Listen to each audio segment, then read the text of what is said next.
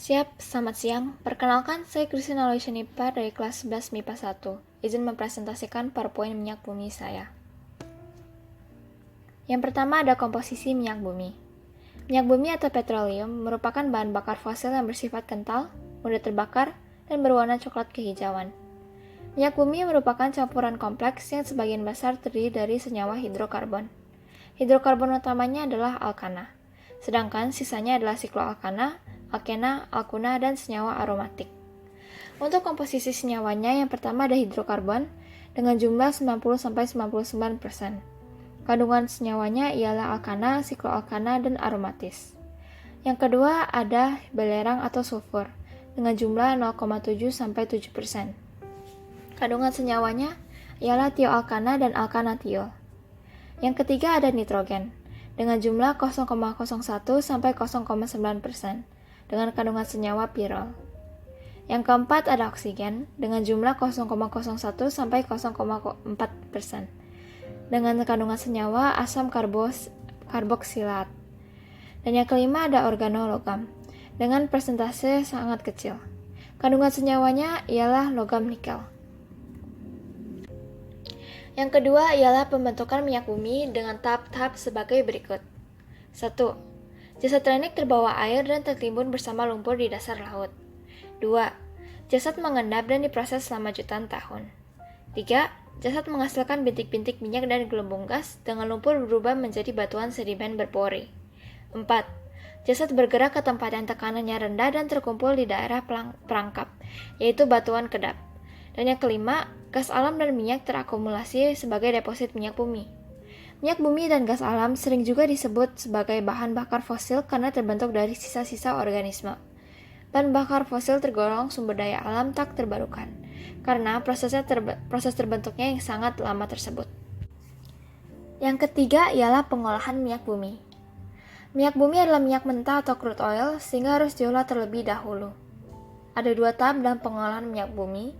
Tahap pertama ialah primary processing, yang merupakan distilasi berulang-ulang dengan berbagai hasil berdasarkan perbedaan titik didihnya, yaitu fraksi pertama, dengan hasil LPG atau liquefied petroleum gas, yang merupakan bahan bakar kompor gas dan mobil BBG. Fraksi kedua menghasilkan nafta atau bensin berat, yang merupakan gas bumi yang perlu diolah lagi menjadi petrokimia, contohnya bensin premium. Fraksi ketiga, atau disebut juga fraksi tengah, dibuat menjadi kerosin, yang merupakan minyak tanah, dan aftur, yang merupakan bahan bakar pesawat jet. Fraksi keempat merupakan solar atau bahan bakar mesin diesel. Fraksi kelima, yang disebut juga fraksi residu, berisi hidrokarbon rantai panjang, yang dapat diolah lebih lanjut pada tahap kedua menjadi senyawa karbon lainnya, dan sisanya sebagai aspal dan lilin. Tahap kedua ialah secondary processing, yang merupakan proses lanjutan dari hasil penyulingan tahap pertama, yaitu pertama, perengkahan atau cracking, yang merupakan perubahan struktur kimia hidrokarbon, termasuk pemecahan rantai, alkilasi atau pembentukan alkil, polimerasi atau penggabungan rantai, reformasi atau perubahan struktur, dan isomerasi atau perubahan isomer, untuk meningkatkan kualitas fraksi, contohnya pada minyak solar atau minyak tanah menjadi bensin. Yang kedua ada ekstraksi, yang merupakan pembersihan produk menggunakan pelarut sehingga hasilnya lebih banyak dan mutunya lebih baik. Yang ketiga ada kristalisasi, yaitu pemisahan produk melalui perbedaan titik cairnya. Misalnya, dari pemurnian solar melalui proses pendinginan, penekanan, dan penyaringan akan diperoleh produk sampingan lilin. Dan yang keempat ada pembersihan dari kontaminasi atau treating, yaitu penghilangan bahan pengotor dan menambahkan soda kaustik atau NaOH, danaliat atau hidrogenasi. Hasil tahap ini dikelompokkan berdasarkan titik didih dan jumlah atom karbon. Yang keempat adalah bahan bakar bensin. Bensin atau gasoline atau petrol adalah bahan bakar minyak untuk kendaraan, dengan mutu sesuai dengan efektivitas pembakarannya. Mutu baik tidak menimbulkan ketukan atau knocking, yang terjadi bila bensin terbakar terlalu dini sehingga mengganggu gerakan piston. Untuk menentukan campuran hidrokarbon yang paling efektif, dibuat satu bensin standar dari senyawa N-heptana dan isoktana, atau 2,2,4 strip trimetylpentana. Angka penanda mutu bensin disebut sebagai angka atau bilangan oktan. Semakin tinggi bilangan oktan, maka semakin baik juga mutu bensin tersebut. Bensin standar dengan 100% isoktana diberi angka oktan 100, dan yang mengandung 100% N-heptana diberi angka oktan 0. Jadi, bensin dengan 60% isoktana dan 40% N-heptana diberi angka oktan 60. Angka oktan ditentukan melalui perbandingan efisiensi pembakarannya dengan bensin standar. Alkohol dengan angka 112 bukan memiliki isoktana 112%, namun efisiensi 12% di atas bensin standar dengan isoktana 100%. Bensin hasil tahap pertama mempunyai angka oktan antara 70 sampai 80, sehingga perlu dinaikkan lagi, misalnya dengan diberi TEL atau tetraethyllead, yaitu PB buka kurung C2H5 tutup kurung 4, dan ditambah senyawa 1,2 dibromoetana atau C2H4Br2 yang mengikat timbal menjadi timbal 2 bromida atau PbBr2 agar mudah menguap dan tidak mengendap. Namun, timbal 2 bromida ini menimbulkan pencemaran dan berbahaya bagi kesehatan, sehingga pemakaian timbal untuk menaikkan angka oktan digantikan dengan bahan lain seperti MTBE atau methyl tertiary butyl ether.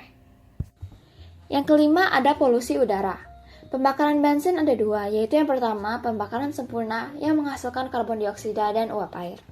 Reaksi pembakarannya adalah sebagai berikut, yaitu 2C8H18 dalam bentuk liquid atau cair ditambah dengan 25O2 atau oksigen dalam bentuk gas yang menghasilkan 16CO2 atau karbon dioksida dalam bentuk gas ditambah dengan 18H2O atau air dalam bentuk gas.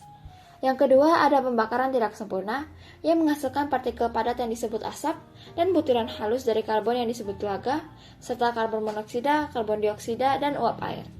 Reaksi pembakarannya ada dua, yaitu 2C8H18 dalam bentuk liquid ditambah dengan 21O2 dalam bentuk gas yang menghasilkan 8CO atau karbon monoksida dalam bentuk gas ditambah dengan 8CO2 berbentuk gas dan 18H2O berbentuk gas, atau 2C8H18 berbentuk cair ditambah dengan 15O2 berbentuk gas yang menghasilkan 8C atau karbon berbentuk solid atau padat ditambah dengan 4CO berbentuk gas, 4CO2 berbentuk gas, dan juga 18H2O berbentuk gas.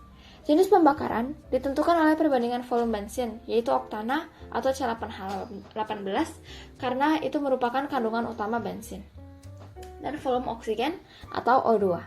Semakin terbatas oksigen, semakin tidak sempurna pembakaran, dan semakin banyak zulaga yang dihasilkan.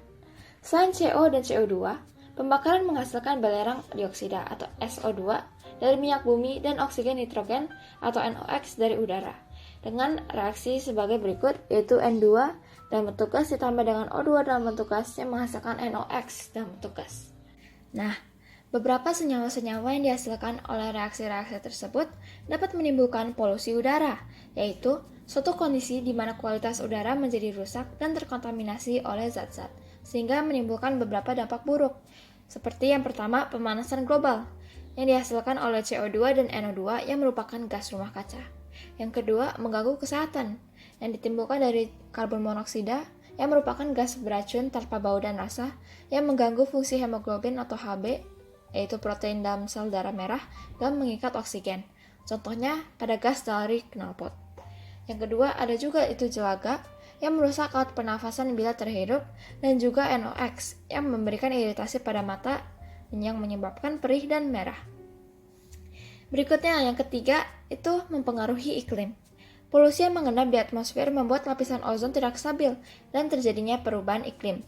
Misalnya musim hujan yang sangat lama, musim panas yang sangat ekstrim, dan lain-lain. Dan terakhir yang keempat adalah hujan asam. Nitrogen akan menggumpal menjadi asam nitrat dan sulfur membentuk asam sulfat. Bila keduanya bercampur dan membentuk awan dengan asam kuat, akan terjadi hujan asam yang menyebabkan besi cepat berkarat, bangunan cepat rusak, dan iritasi pada kulit. Sekian presentasi saya, terima kasih telah mendengarkan.